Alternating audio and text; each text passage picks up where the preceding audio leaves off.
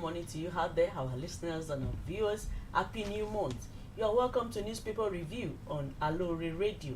We are transmitting from GSM Studio at the Ministry of Information, Culture and Tourism, Secretariat Agodi, Ibadan. You can like and share on all social handles. At Facebook, it is at Aloore Radio. YouTube at Aloore Radio. Our website remains www.alooreradio.com, and you can download on mobile store Aloore Radio. The studio line is 09039853731. I repeat, 09039853731. The first story I'm going to be taking is going to be taken from the Nigerian Tribune. I have two newspapers. I have the Punch newspaper and the Tribune newspaper. The story says parties must submit government assembly candidates list July 15th, INEC. That can be found on page 2 of the Nigerian Tribune. And Ekeremadu appears before UK courts over alleged organ harvesting with couples of riders. Court adjourned to July 7th at Western Ministers Magistrate Court. Kingsman demand due process of investigation. That can be found on page 28 of the Nigerian Tribune. And on politics, running mate APC Northwest to meet Tinubu. That is on page 29. On Osun PDP Guba, Adeleke Babayemi adamant. Page 29 also of the Nigerian Tribune. Gunmen kill many, abduct several Chinese in Niger. That is on page 26. And 3 policemen fared killed as gunmen attacked Enugu checkpoints. And the families of abducted trained attackers says they plan to have a street protest to occupy government facilities in Abuja, Kaduna to mark 100 days. That can be found on page 27 of the Nigerian Tribune. And still on politics, VP nomination, we are resolving our differences article, and petrol scarcity caused by government misplaced priority, no peng. Africans creatives to get up to $2,000 through Tony Elumelu Storytellers Fund. That is on page 6 of the Nigerian Tribune. Moving to the Punch newspaper, I have the lead story that says Atiku battles to avert PDP's collapse. Weakest loyalists threaten defection. That can be found on page 2. And the copy of Riders says if Wike dumps PDP, Rivers people will follow him. Lawmakers, local government chairmen, others. Meet Wike and explain reasons for picking Okowa. McAfee tells Atiku, I respect all PDP governors, lawmakers. We are taking action, says ex-VP. It can be found on page 2 of the Punch newspaper. And this one is a sad one. Kaduna Catholic priest protests as slain colleague is buried. They said, we are priests, not terrorists. That is the picture that can be found on the front page of the Punch newspaper. I have another one that says, Nigerian government shields herdsmen, blames ISWAP for our attack report. That can be found on page 30 of the Punch newspaper. Bandits kill soldiers, policemen, others, kidnap 4 expatriates. That can be found on page 4 and 5 of the Punch newspaper. And INEC bows to pressure, extends voters registration indefinitely. That is on page 29 of the Punch newspaper. Marketers deny federal government 74 billion naira payment, one of massive fuel queues. And NLC plans one-day protest over ASU strike. Others. That can be found on page 29 of the Punch newspaper. Ekeremadu's kinsmen lobby federal government, AU, ECOWAS over UK investigation. That is on page 8 of the Punch newspaper. And I have another one that says 4,770 terrorists surrendered in 2 weeks, says DHQ. That is on page 29 of the Punch newspaper. And government killed 2 Enugu policemen. Rivers CP owns corpse killers. That is on page 4 of the Punch newspaper. And on health, COVID-19, Nigeria misses WHO vaccination target, experts tax NPHCDA. That is on page 30 of the Punch newspaper. And with that, we'll go on a short break to be back for the full details on the pages of the newspaper. Thanks for listening.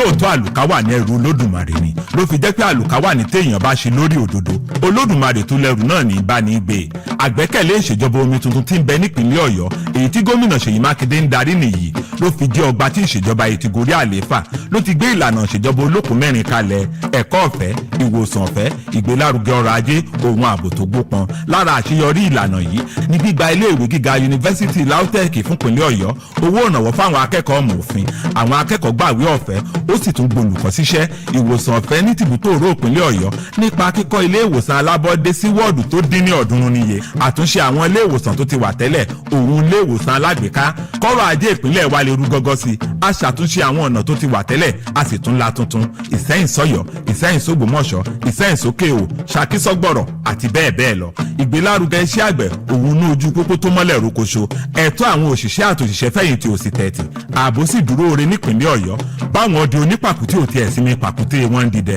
Olódùmarè tó lẹ́rù ń bá ìṣàkóso ìgbẹ́rù rẹ̀ gómìnà Ṣèyí Mákindé wá ń dúpẹ́ fún àtìlẹ́yìn gbogbo wa nípìnlẹ̀ Ọ̀yọ́ lágbára Olódùmarè ibi ire lòkè yìí ń gbé wa rè ibi ire. Ilé-iṣẹ́ ètò ìròyìn àṣà ohun ìrìn àjò afẹ́ tìpínlẹ̀ Ọ̀yọ́ ló ń kéde.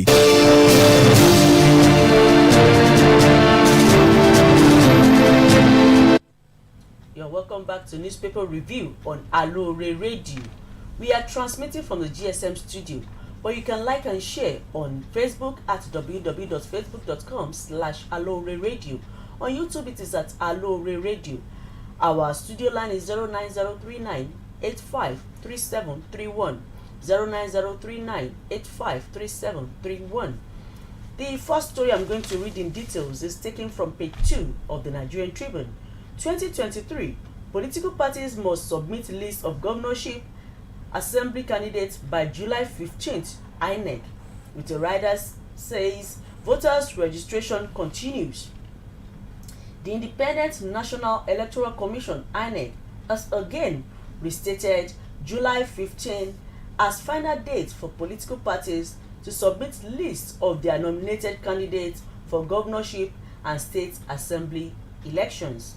Festus Okoye, National Commissioner and Chairman, Information and Voter Education Committee, gave the notification in a statement issued in Abuja on Thursday.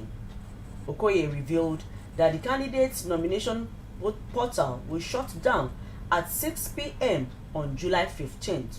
The statement added, and I quote, "By the timetable and schedule of activities released by the Commission, political parties that conducted valid governorship and state assembly primaries shall upload the list and personal particulars of their nominated candidates between July 1st and 15th, 2022. We urge political parties to scrutinize the list and personal particulars of the candidates they propose to sponsor at the election to avoid any mix-up and duplication of names." For the rest of that story, you can turn to page 2 of the Nigerian Tribune. 2023, political parties must submit lists of governorship assembly candidates by July 15th, INEC. And on page 6 of the Nigerian Tribune, government misplaced priorities responsible for fuel scarcity, NUPEG.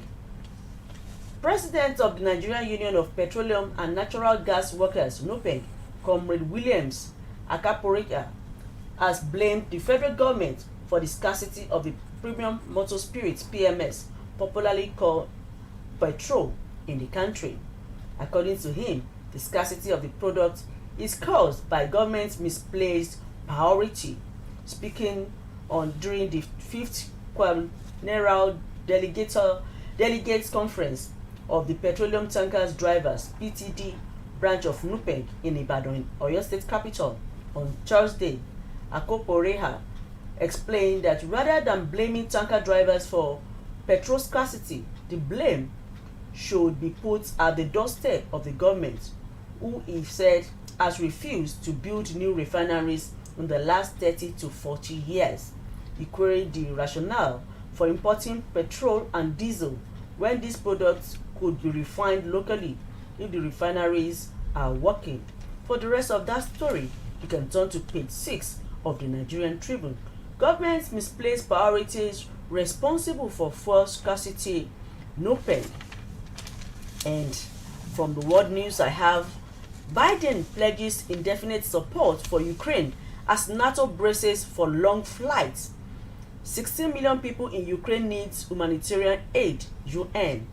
President Joe Biden said on Thursday the United States will support Ukraine for as long as it takes and would provide another $800 million in weapons and military aids to ensure it is not defeated by Russia.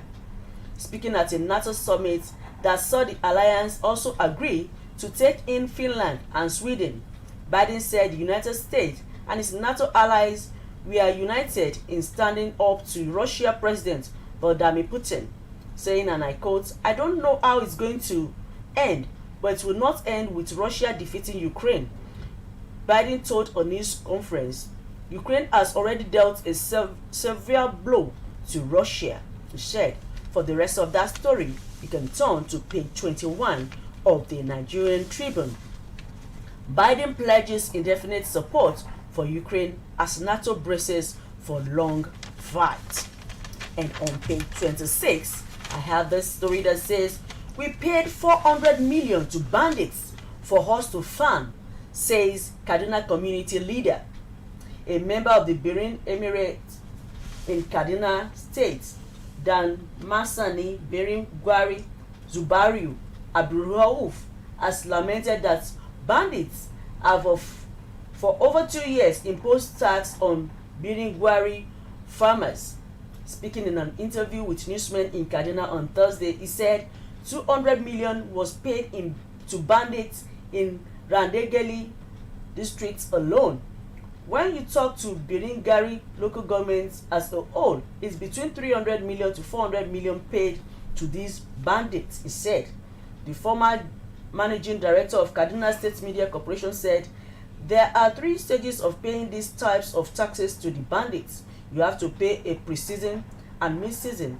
When the crops are about to start yielding, you will pay these bandits because they will not allow you to have access to your farm. For the rest of that troublesome story, you can turn to page 26 of the Nigerian Tribune. We paid 400 million to bandits for us to farm, says Kaduna community leader. And on page 27 of the Nigerian Tribune, families of abducted train passengers plan street protests. It says to occupy government facilities in Kaduna, Abuja to mark 100 days NSCDC to establish transport marshals.